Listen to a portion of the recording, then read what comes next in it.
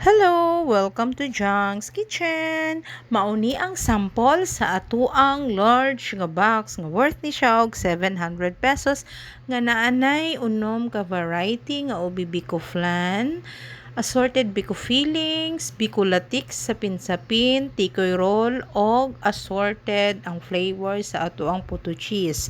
Ang order ni ma'am is tulo ka 700 ka large box. Kaso ang isa ka box is naalang daw siya kutsinta og daghanon ang tikoy roll.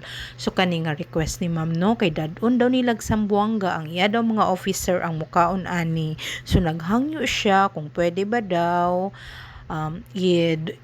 panindot lang packaging kay para po daw presentable. Actually ganinindot yun na mo na mong packaging ma'am kay para presentable sa tanan bisan pag dili mo musulti ginapaning kamutan namo nga presentable ang amo ang packaging og any comments og suggestions mo open ra pod mi anas pero so far nara po nakaingon nga nice ra po daw ang packaging. So ato jud siyang gi-secured no na siya karton sa ilalom na pagid siya silufin sa babaw para dili siya mopilit ang kakanin diha sa babaw sa karton.